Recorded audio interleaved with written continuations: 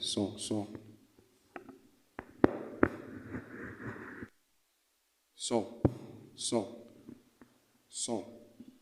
Amém. Dando continuidade ao nosso culto, ao nosso Deus, agora nós vamos partir para a exposição da palavra.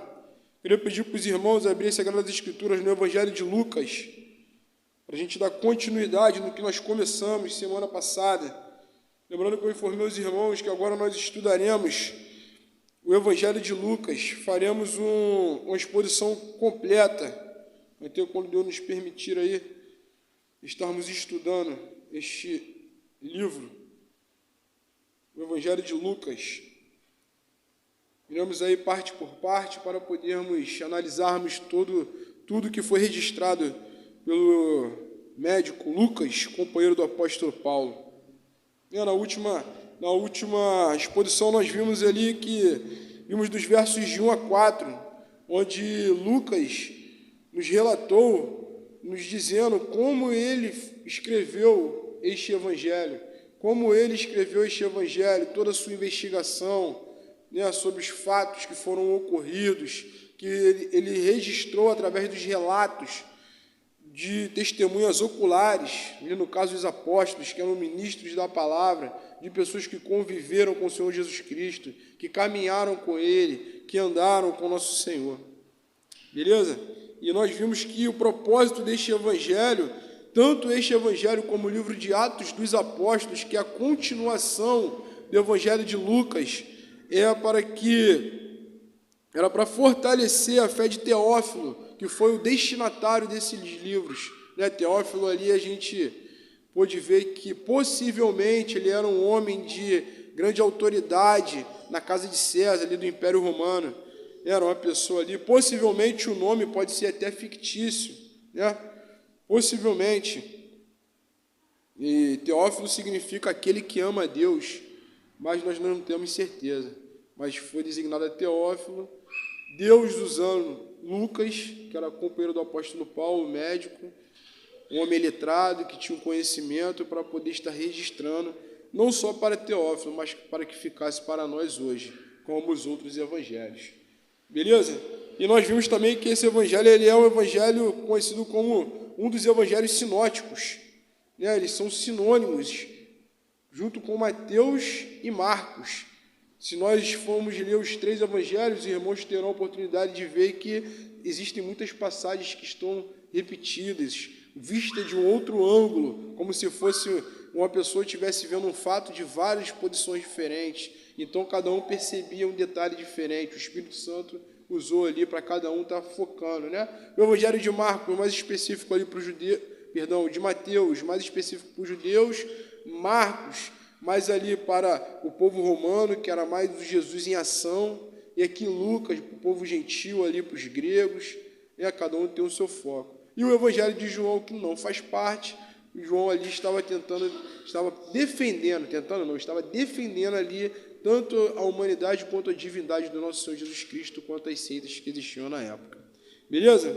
E aqui nós hoje estudaremos dos versos 5 ao verso 10. Eu separei esses versos aqui, dos 5 ao 10, onde nós veremos sobre Herodes, Zacarias e Isabel, o casal, ali sobre o exemplo dessas 3 pessoas. O que nós podemos aprender do mau exemplo de Herodes, do bom exemplo de Zacarias e Isabel. Vamos fazer a leitura? A partir do verso 5 diz assim: nos dias de Herodes, rei da Judéia, houve um sacerdote chamado Zacarias, do turno de Abias. Sua mulher era uma das filhas de Arão e se chamava Isabel. Ambos eram justos diante de Deus, vivendo irrepreensível em todos os preceitos e mandamentos do Senhor. E não tinham filhos, porque Isabel era estéril, sendo eles avançados em dias. Ora, aconteceu que, exercendo ele diante de Deus o sacerdócio na ordem do seu turno, coube-lhe por sorte, segundo o costume sacerdotal, entrar no santuário do Senhor para queimar o incenso. E durante esse tempo, toda a multidão do povo permanecia na parte de fora, orando. Até aí. Amém? Vamos orar mais uma vez? Santo Deus e eterno Pai, mais uma vez nos achegamos a Ti, Senhor, clamando pela Tua ajuda. Como a Tua própria palavra diz, o Senhor diz que sem Ti nada nós podemos fazer. E também temos consciência que para entendermos a Tua palavra, nós precisamos da Tua iluminação, Senhor. Nos ajuda a compreender, a guardar esses ensinamentos para que nós possamos caminhar de maneira justa, digna, correta, diante dos Teus olhos, Senhor. Para que o Teu nome venha a ser glorificado e para que nós tenhamos a nossa alegria completa em Ti, Senhor. Nos ajuda, Pai. Me ajuda. Tenha misericórdia de nós. Mas desde já nós te agradecemos, em nome de Jesus. Amém. Beleza?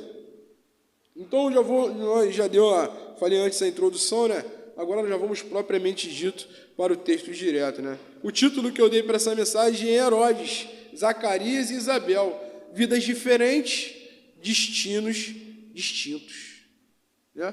Herodes, Zacarias e Isabel, vidas diferentes, destinos distintos.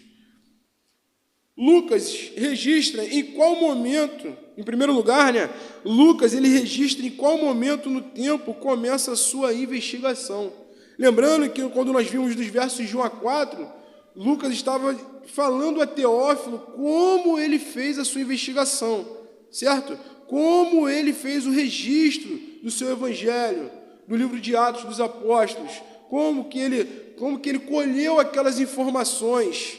Né? Então, ali ele não começou a relatar a história. Primeiro ele falou o seu prefácio, né? ou prólogo, como que ele compôs, como ele fez esse livro, registrou tudo direitinho ali. E a partir de agora, do verso 5, Lucas, ele vai agora, em primeiro lugar, ele vai marcar, vai colocar uma referência em qual momento da história ele começou a sua investigação. Lembra que nós falamos que o Evangelho de Lucas, ele é o Evangelho que ele é o mais bem detalhado dentre os Evangelhos. Eles são chamados sinóticos porque se nós vermos eles juntos, que significa ver junto, nós teremos a compreensão correta e de quem é o nosso Senhor Jesus Cristo, tanto do seu ministério, da sua pessoa. Só que se nós lermos somente o Evangelho de Lucas, nós já teremos também essa total, ampla visão de quem é o nosso Senhor Jesus Cristo, todo o seu ministério, de tudo que ele fez. E Lucas é o que detalha mais. Lucas pega de antes do nascimento. Outros evangelhos só falam do nascimento, ou bem depois. Lucas não, ele pega antes. E agora é esse relato que ele começa dizendo. Veja comigo no verso 5. Olha o que ele diz. Só o comecinho, ó. Nos dias de Herodes, rei da Judéia. Até aí, ó. Comecinho do verso 5. Ó. Nos dias de Herodes, rei da Judéia. Lucas cita Herodes como referência do tempo que ele começa o seu relato. Nós precisamos de uma referência. Quando que foi que aconteceu algo? Aí você, lembra, teve aquele fato que ocorreu. Foi naquele ano então. Herodes, ele era muito conhecido, era conhecido como Herodes o Grande.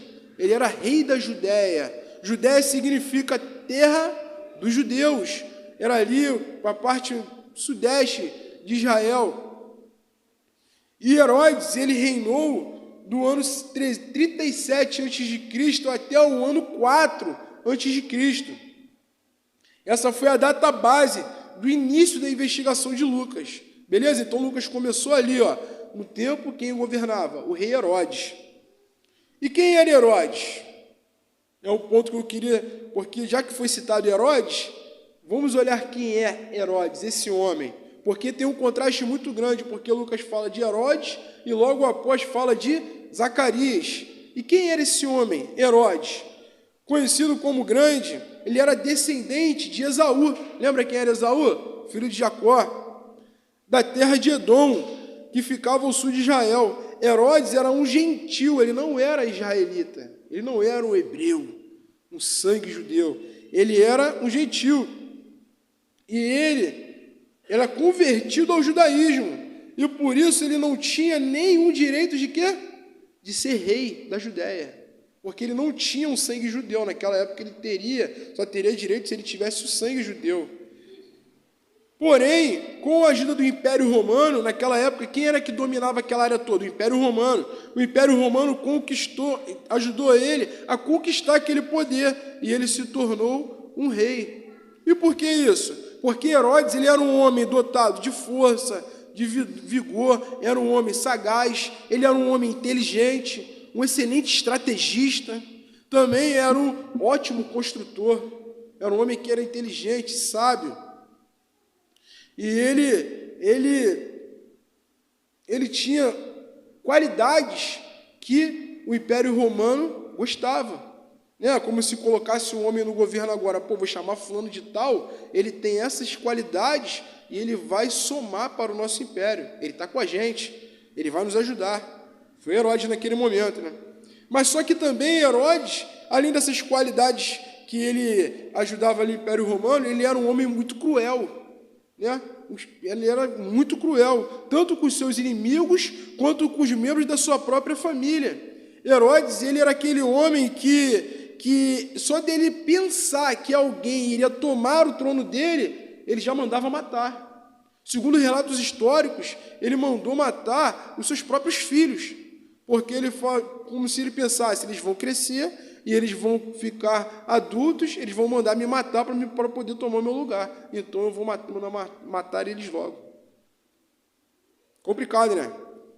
No próprio Evangelho de Mateus, no capítulo 2, tem lá o registro, os irmãos vão lembrar, sobre o fato onde Herodes chama os magos. Lembra que foram os 3 magos no Senhor Jesus, encontrar o Senhor Jesus? Herodes manda chamar eles, está registrado lá no capítulo 2 do Evangelho de Mateus, e manda eles descobrir onde nasceu o menino Jesus, porque o relato estava, o burburinho na região estava, né? Ó, o rei nasceu. Então o rei nasceu, aqui que Herodes falou, vai lá, procura onde ele está, encontra ele, que eu também quero ir lá adorar ele. Só que era isso? Não, ele queria matar Jesus, o menino Jesus. Só que os magos fazem o quê? Enrolam ele, né? E não conta para ele. Aí o que ele manda fazer? Ele manda matar todos os meninos até 2 anos de idade, de toda aquela região. Então aí vai lá o Império Romano lá, os seus soldados, e matam todos os meninos até 2 anos de idade. Um homem totalmente cruel, né? Um louco. E Herodes queria o que com isso tudo? Ele queria a glória para si. Ele queria que o seu nome, o seu reinado fosse o quê? Praticamente eternizado, imortalizado. Ele queria ser conhecido por gerações e gerações. E todo o decorrer da história da humanidade, o ser humano, o homem caído, ele foi assim. O ser humano, o homem caído, ele sempre tentou buscar a glória que só pertence a Deus. E o homem, e esses homens, na sua grande maioria, eles não aceitaram o quê? Estar debaixo da soberania de Deus. O pecado faz isso conosco. O pecado não nos permite que nós possamos ser obedientes à soberania de Deus. Se Deus manda, vá ao culto, até que você não tenha vontade. Por mais que você não tenha vontade, que você esteja cansado, mas Deus falou, vai me cultuar no domingo, é o dia que eu separei. Aí eu não vou porque eu estou cansado. Eu não quero obedecer a Deus. Eu me coloco como se eu fosse o meu próprio Deus. E esses homens que buscaram a sua glória é a mesma coisa. O pecado é o mesmo, não muda. No livro do Gênesis, capítulo 10, tem lá a história de Nimrod.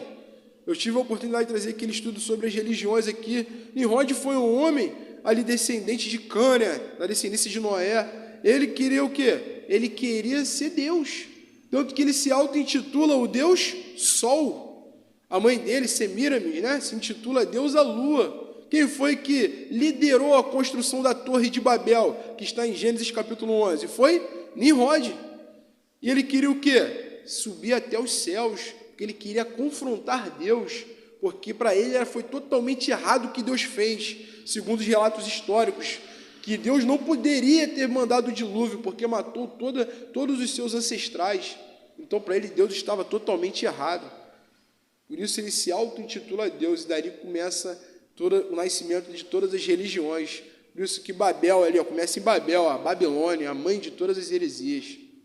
Então, a natureza humana caída, ela é totalmente contrária a Deus. Olha Herodes, o mau exemplo dele. Ele queria ser quem ele não poderia ser. Ele queria uma glória que não era dele. Um homem caído, sem Cristo, ele não quer Deus. Ele quer a sua própria autonomia própria, absoluta. Eu que decido. A palavra está boa para mim, então eu vou escutar. Está bom para o meu coração? Beleza. Pô, você é duro, né? Claro, você só quer escutar o que lhe agrada. Né? Esse é o mesmo pecado. E nós somos tentados pelas nossas inclinações, como Herodes era, só que ele não tinha Cristo. Ele não tinha o Espírito Santo habitando nele. Ele não tinha sido transformado, sendo feito uma nova criatura. E por isso ele não conseguia frear as suas inclinações. Aquela batalha da carne contra o Espírito que nós lemos em Gálatas 5, a carne dele vencia.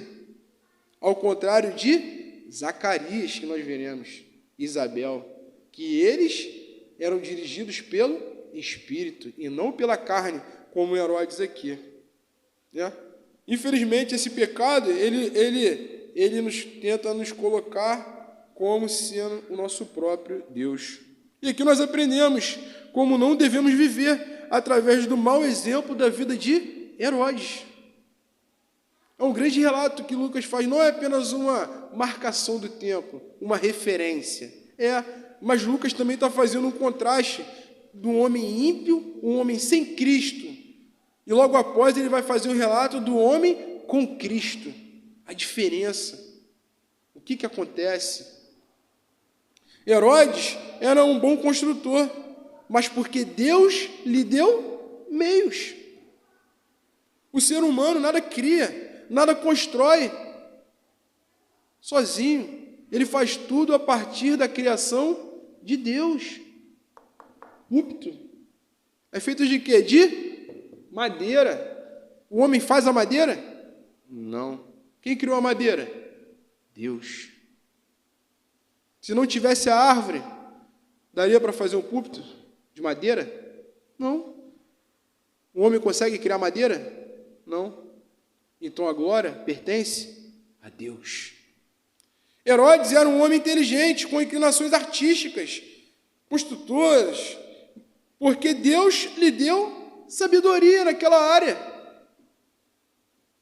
O ser humano apenas tem capacidade de algo, é inteligente, tem um talento, tem um dom, porque Deus lhe dá. Nós somos obrigados a estudar, nós somos obrigados a aprender algo, mas se Deus não lhe der condições cognitivas de você compreender, assimilar, entender e colocar em prática, você não vai conseguir. Porque toda sabedoria vem de Deus. Então toda glória somente pertence a Deus. Herodes foi o rei da Judéia. Não por ele próprio. O Império Romano ajudou ele, mas não porque o Império Romano somente queria, mas porque Deus lhe escolheu para estar naquele lugar. Foi Deus que colocou ele naquele trono. Você é louco, Rodrigo? Não. Em Daniel, capítulo 2, versos 20 e 21, diz assim, disse Daniel, seja bendito o nome de Deus, de eternidade em eternidade, porque dele é a sabedoria e o poder. É ele quem muda o tempo e as estações, remove reis e estabelece reis. Ele dá sabedoria aos sábios e entendimento aos inteligentes.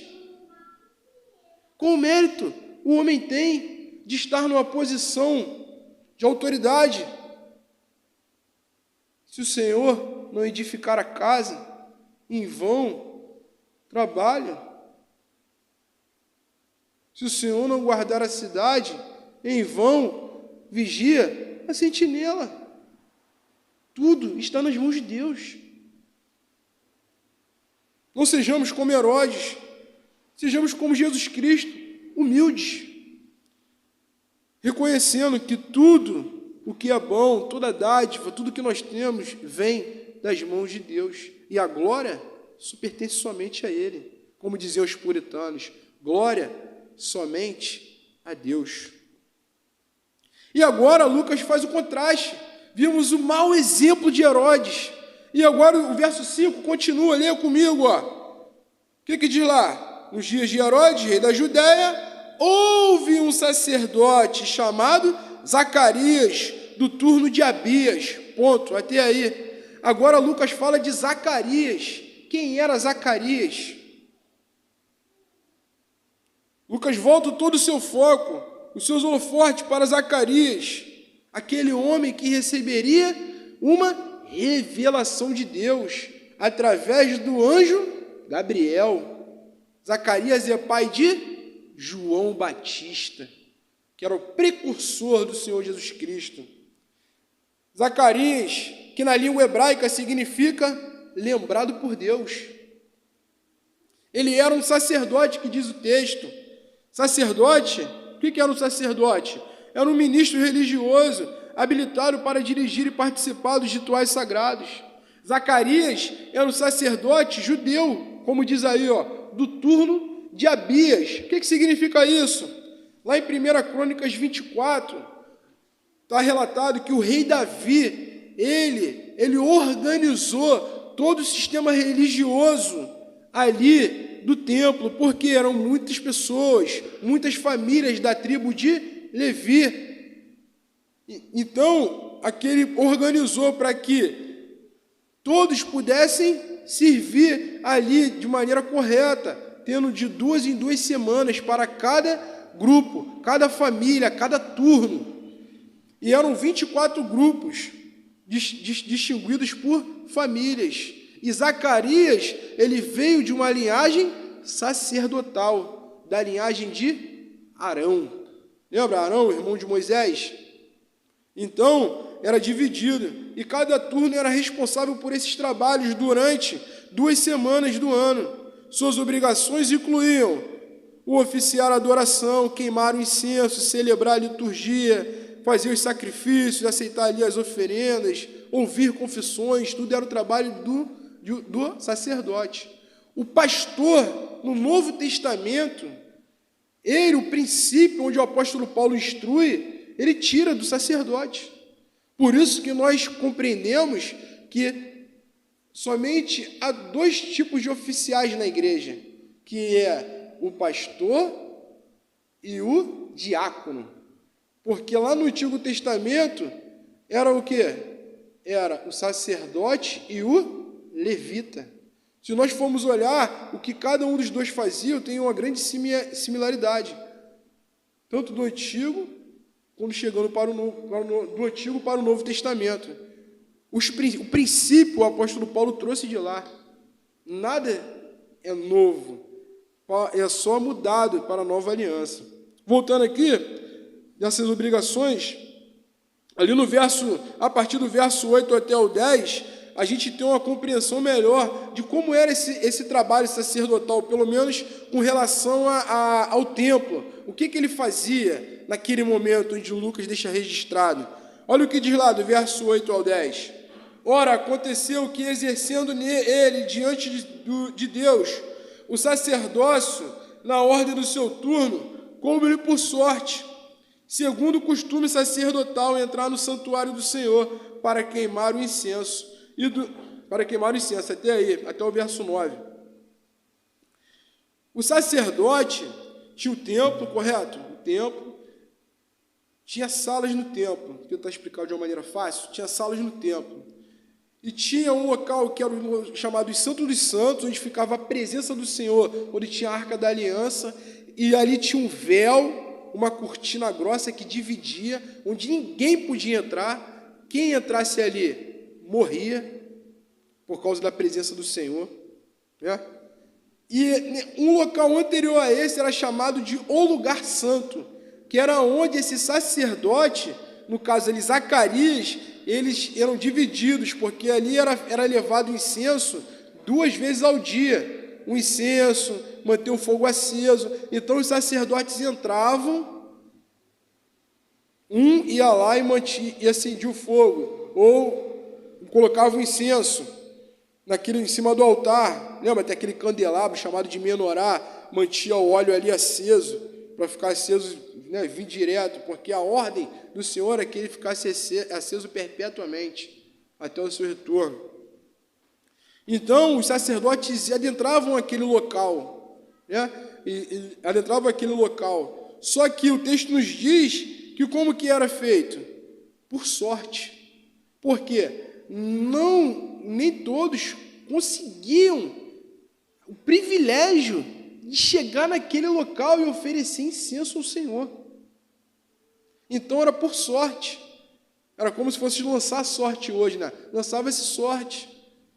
E o homem que foi escolhido uma vez por sorte, ele não mais tinha esse privilégio, ele era retirado daquele grupo, porque ele já aconteceu uma vez, ele já foi privilegiado uma vez na sua carreira sacerdotal. Então, e teve homens que nunca conseguiram. Então, a sorte que diz aqui não é a sorte por acaso, né? Como a gente está vendo, como a gente viu sobre Herodes, ele sendo rei, e tudo que acontece, nada é por acaso. Tudo está nas mãos de Deus. Como a providência de Zacarias naquele momento, ele ir lá, no momento que ele estava lá dentro oferecendo incenso, ele toma um susto e olha para o lado e quem aparece? Um anjo Gabriel. Deus tinha um propósito ali naquele momento, né? Que é onde a gente vai ver na próxima mensagem, que vai falar sobre os anjos. E ali naquele trabalho, Zacarias, ele foi sorteado. E teve a oportunidade do privilégio de estar ali oferecendo incenso ao Senhor, que é o que nós entendemos também, que é um privilégio estar aqui, estar na presença do Senhor, né, acendendo incenso. O incenso ali naquele momento significava como se fosse o povo orando também, a representação das orações. E aquela fumaça do incenso também protegia o sacerdote da presença do Senhor. Muito diferente de hoje, né, que nós ficamos, sentir a presença do Senhor, ai, que maravilha, a presença do Senhor. A presença do Senhor, no Antigo Testamento, ela fulminava você, ela te matava, porque o Senhor é puro e santo. As pessoas não sabem o que é a presença do Senhor hoje. Todas as aparições, quando os homens de toda a Bíblia tiveram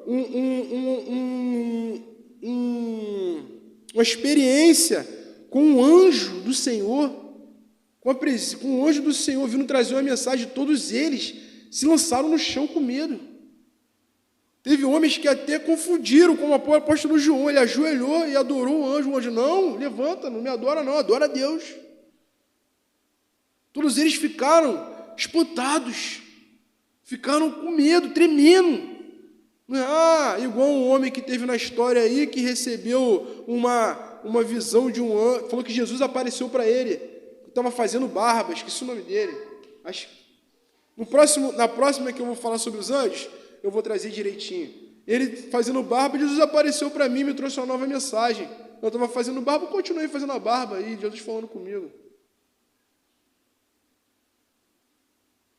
Não é assim que funciona. A presença de Deus, Deus é santo, puro, poderoso. Nós somos pobres pecadores. Isaías, quando viu, o que ele disse? Ai de mim, estou ferrado em nossa língua. Estou morto, vou ser destruído, porque ouvi o santo. O anjo vai e toca nele, purifica ele no momento. Por isso que quando nós invocamos o nome do Senhor, louvamos a Ele, o que nós fazemos? Pedimos perdão, para que nós não sejamos fulminados pela presença do Senhor. Agora nós estamos lavados, cobertos pelo sangue do Cordeiro, estamos diante dele recebendo o seu ensinamento. Voltando aqui, que até fugiu um pouco. Então, Zacarias fez ali o seu papel, explicando um pouquinho como funciona, né? O papel do sacerdote ali naquele local. Isso tudo fazia parte do contexto cerimonial do Antigo Testamento, que tudo apontava para Cristo. Tudo no Antigo Testamento ali cerimonial, tudo aquilo que acontecia ali apontava para Cristo. E hoje existe um grande problema nas nossas igrejas, que é o quê? As igrejas estão trazendo coisas cerimoniais do Antigo Testamento para aplicar dentro da igreja. São usos de artefatos do Antigo Testamento. Usos de menorá, uso de Caraca, minha mente está difícil hoje. Estola sacerdotal. Coisas que não tem nada a ver. Aquilo era do Antigo Testamento. Coisas que apontavam para Cristo. Apontavam para o Messias, tudo que iria acontecer. Arca da Aliança. Loucura. Cajado de Moisés. Loucura. Em Cristo, o véu, aquele véu é o símbolo da separação. Nós não podíamos ter comunhão com Deus, porque senão nós iríamos morrer por causa do pecado. Porque, como diz Abacuque 1,13, Deus é tão puro de olhos que Ele não pode contemplar o mal. E nós somos maus, porque nós somos pecadores. Deus é puro. E o véu era uma proteção.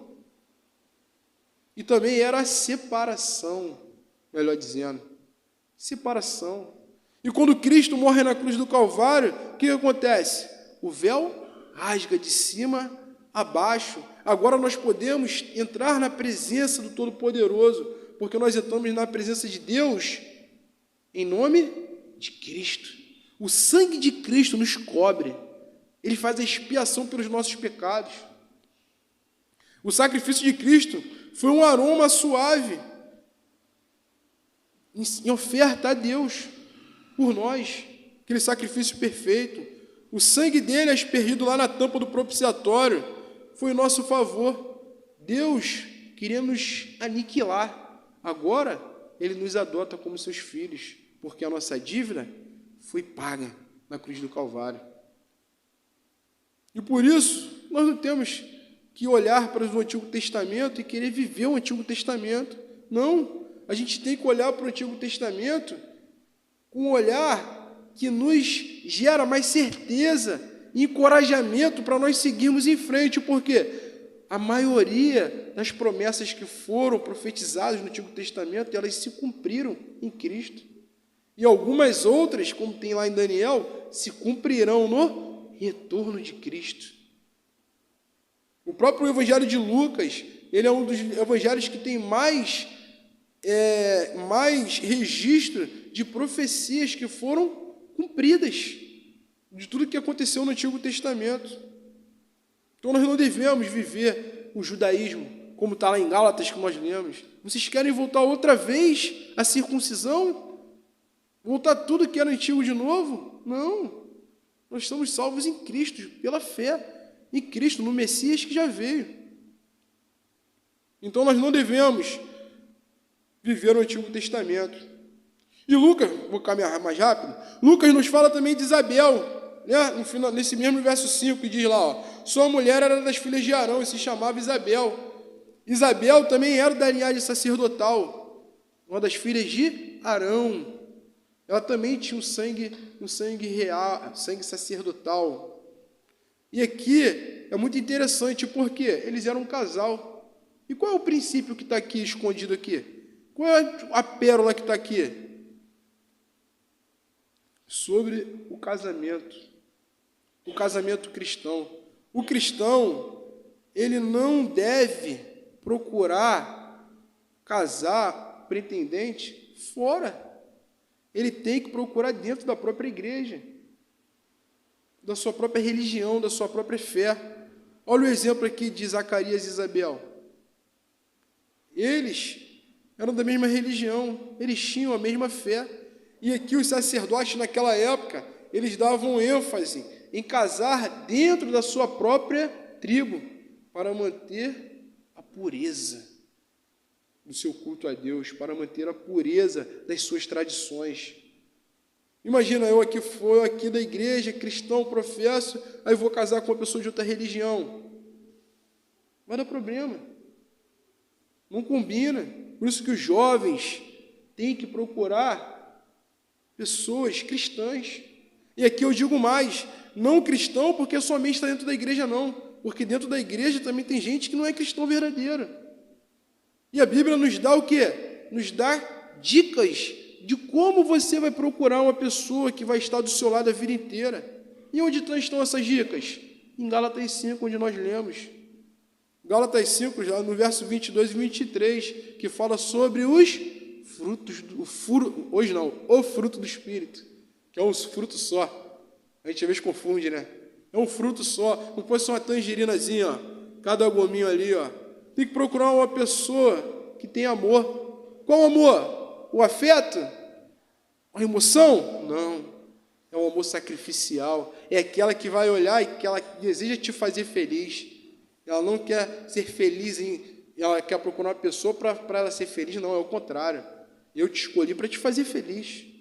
É uma pessoa que tem alegria em Cristo, que tem paz no momento da tribulação, alegria no momento da tribulação. Ela é diferente, ela tem longanimidade, é paciente, ela é benigna, benignidade. Ela é uma pessoa que vive colocando a sua bondade em ação. É uma pessoa que tem mansidão da sua natureza. É aquela pessoa que as inclinações dela, ela domina. Por quê? Porque ela já nasceu de novo. Ela é uma nova criatura em Cristo. E ela tem domínio próprio. Ela sabe dominar os seus impulsos. Dicas para procurar um pretendente para você casar. O cristão, ele tem que casar dentro da própria fé, da própria igreja. Não existe casar fora. Olha o que o apóstolo Paulo fala em 2 Coríntios, capítulo 6, versos 14 e 15. Ó. Não se ponham em julgo desigual com os descrentes, pois que sociedade pode haver entre a justiça e a iniquidade? Ou que comunhão existe entre a luz e as trevas? Que harmonia pode haver entre Cristo e o maligno? Ou que união existe entre crente e o descrente? Não existe comunhão. Não existe união entre o crente e o descrente. O que a gente vê mais por aí? Cristãos casam com pessoas não crentes. O que acontece? Não, aí eles dizem, não, eu vou resgatar essa pessoa, vou pregar o evangelho para ela, vou trazê-la para Jesus. Pergunto ao meu pai, a experiência de vida dele, onde ele foi parar. Ele aprendeu na carne. Ele foi parar lá na outra religião. Estava servindo lá os anjos caídos. Ele foi levado. Não existe. A regra. Qual é a regra? Crente casa com crente. Porque os dois vão caminhar juntos. Um vai ajudar o outro. Quando um estiver desanimado, o outro empurra. Quando um está para baixo, o outro levanta. Quando um erra, o outro puxa a orelha. E aí vai. Não existe caminhar, luz e trevas caminhar juntos. A regra é crente casa com crente. E o Lucas ainda vai continuando, nos falando sobre essas pessoas maravilhosas, que é Zacarias e Isabel. Agora ele dá um foco mais específico no casal. Nós vimos que Zacarias ali era um homem de Deus, um homem que servia ali diante de Deus no santuário, era um sacerdote. E Isabel, também uma pessoa ali que era da linhagem de Arão, era uma mulher que, com certeza, ali ela guardava os preceitos judaicos, guardava a palavra, e nós entendemos isso porque, olha o que diz o verso 6. Verso 6 diz assim, ó, ambos eram justos diante de Deus, vivendo irrepreensivelmente em todos os preceitos e mandamentos do Senhor. Olha o grande exemplo aí. Agora a gente dá para ver melhor a diferença entre Herodes e Zacarias e Isabel.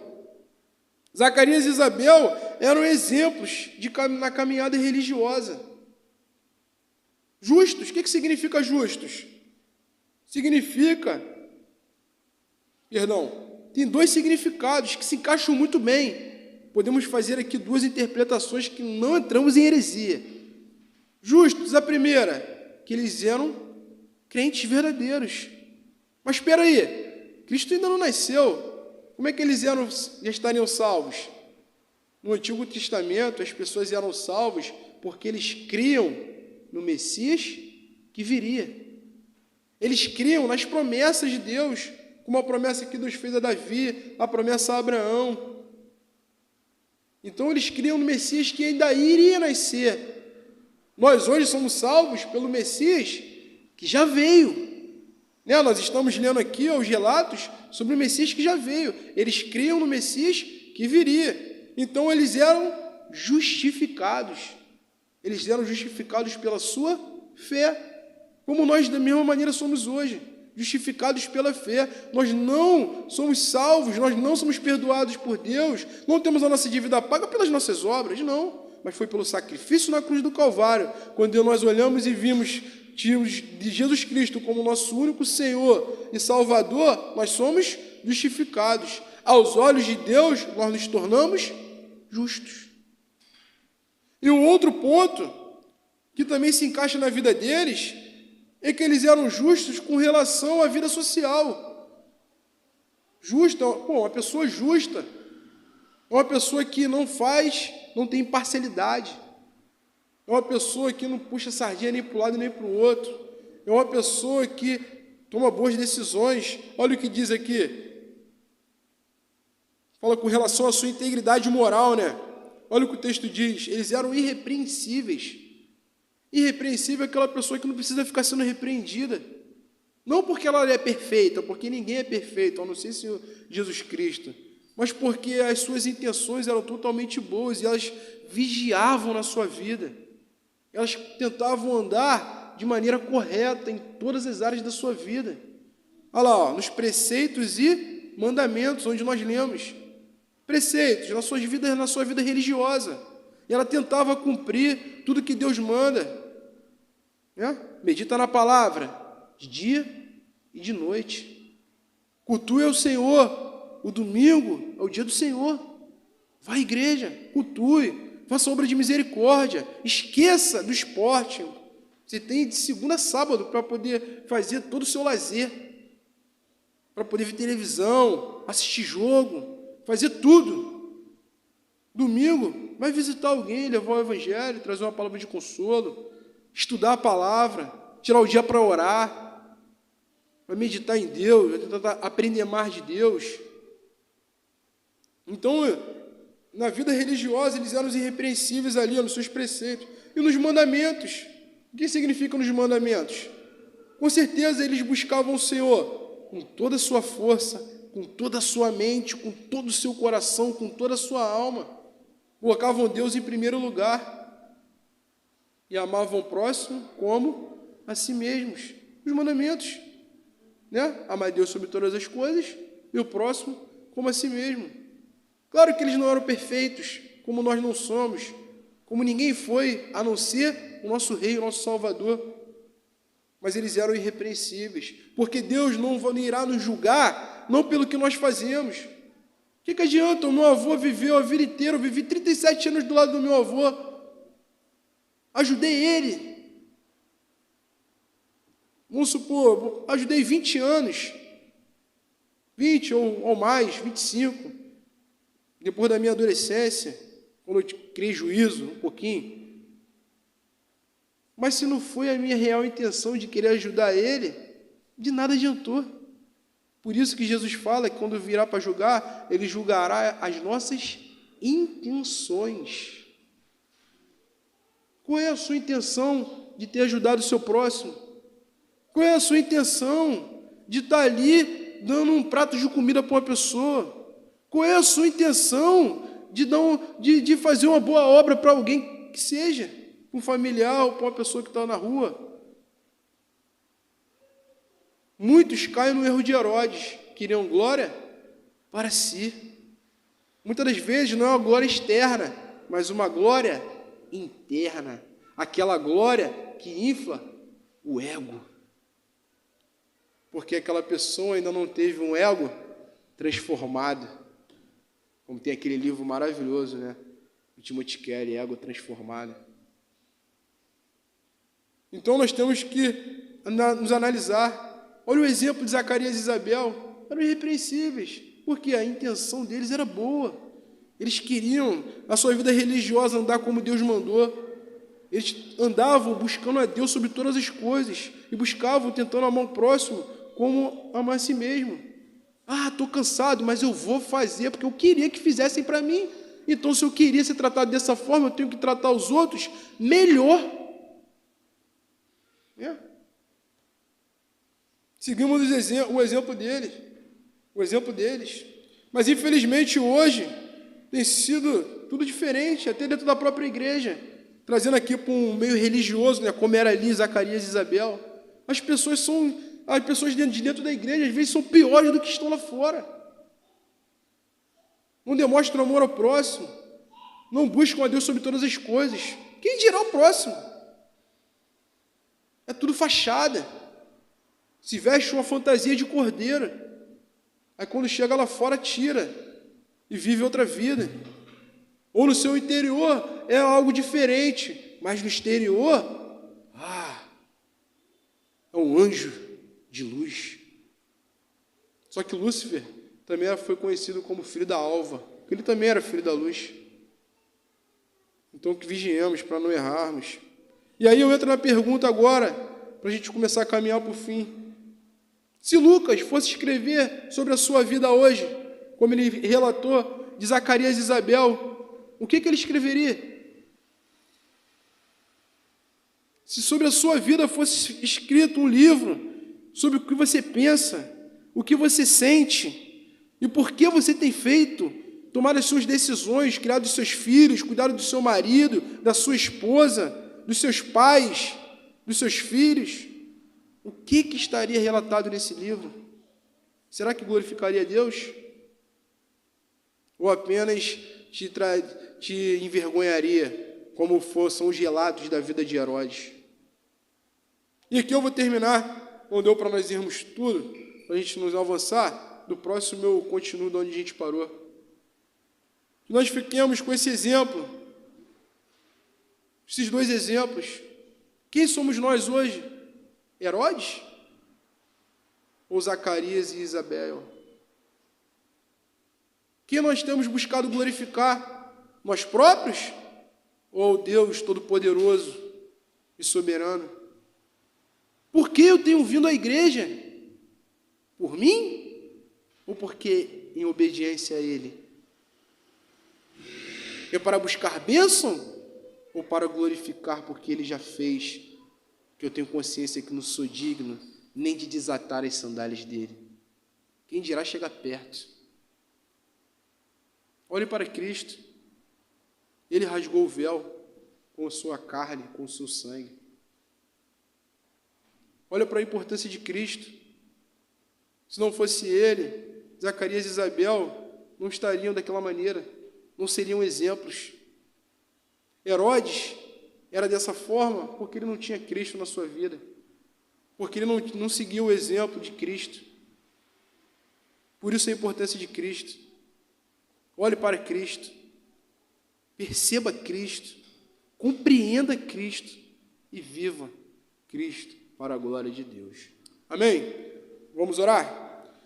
Senhor Deus Todo-Poderoso, nós te agradecemos mais uma vez, Senhor, porque Tu és maravilhoso. E através desse relato de Lucas, muitas são as riquezas, Senhor, que estão contidas nesse texto. Se nós formos detalhá-la todas, nós veremos versículo a versículo e caminharemos 10 anos aí, Senhor. Mas obrigado pelo Senhor trabalhar em nós o que nós necessitamos. Obrigado por mexer, estremecer o nosso interior, para nós podermos olhar e compreender as nossas falhas, Senhor, para que possamos nos alinhar conforme a Tua vontade, a Tua palavra. Continua falando conosco ao decorrer dessa semana. Continua nos levando a ter um real conhecimento Teu, a real necessidade de estarmos contigo, caminhando de maneira irrepreensível, para que possamos ter, tanto na vida religiosa como na nossa vida social, que no caso é uma só, nós possamos Te glorificar, porque não existe separação na realidade. Nós somos um, peregrinos, Teus servos. E se nós ainda não Te conhecermos, Senhor, mova o nosso coração, abre os nossos olhos, tira o tampão dos nossos ouvidos, para que nós possamos Te amar como o Senhor nos ama. Nos ajuda, Pai, e assim nós Te glorificaremos. Ainda nesta noite, nós terminamos esse culto a Ti e Te pedimos que o Senhor nos leve em paz para os nossos lares, que o Senhor nos conduza para que nós venhamos a crescer, Pai, em Ti. E assim nós possamos ser sal e luz, cumprindo o Teu mandamento que o Senhor nos disse para irmos, pregarmos o Teu Evangelho e fazermos discípulos, batizando em nome do Pai, do Filho e do Espírito Santo. Assim nós Te agradecemos por tudo. Em nome de Jesus. Amém. Amém, meus irmãos. Fiquem com Jesus. Uma próxima boa semana.